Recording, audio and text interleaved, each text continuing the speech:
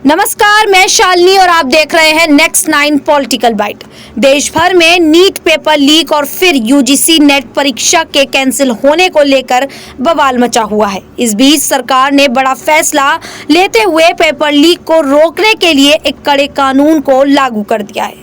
केंद्र सरकार ने लोक परीक्षा अधिनियम 2024 अधिसूचित किया है। इस एंटी पेपर लीक कानून का मकसद प्रतियोगी परीक्षाओं के पेपर लीक और नकल को रोकना है। केंद्र सरकार ने इसी साल फरवरी में पारित हुए कानून को शनिवार से लागू कर दिया है। इस अधिनियम के तहत अपराधियों के लिए अधिकतम 10 साल की जेल की सजा और 1 करोड़ रुपए तक के जुर्माने का प्रावधान है।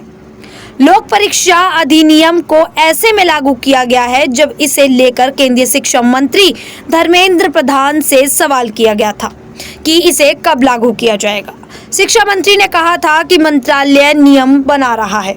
लोक परीक्षा कानून 2024 में 15 गतिविधियों को चिन्हित किया गया है। इसमें से किसी में भी शामिल होने पर जेल जाने या बैन होने तक की सजा मिल सकती है।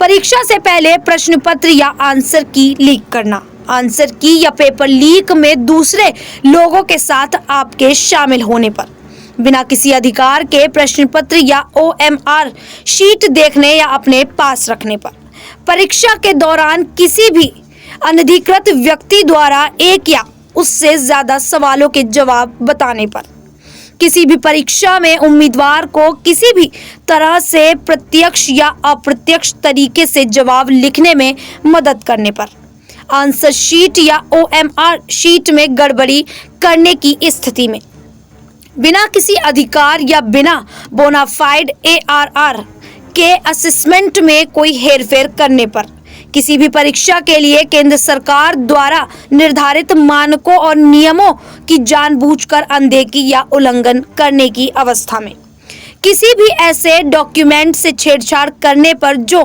कैंडिडेट की शॉर्टलिस्टिंग या उसकी मेरिट या रैंक निर्धारित करने के लिए जरूरी माना जाता है, परीक्षा के संचालन में गड़बड़ी कराने की नीयत से जानबूझकर सुरक्षा मानकों का उल्लंघन करने पर, कंप्यूटर नेटवर्क, कंप्यूटर रिसोर्स या किसी भी कंप्यूटर सिस्टम से छेड़खानी करने को भी इसमें शामिल किया गया है।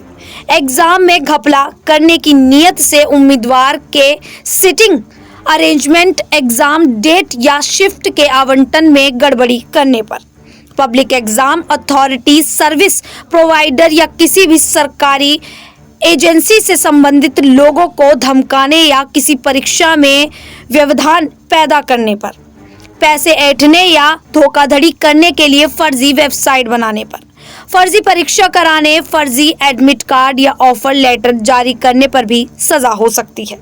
इस कानून का मुख्य उद्देश्य परीक्षाओं में अनुसूचित तरीकों के इस्तेमाल पर रोक लगाना है।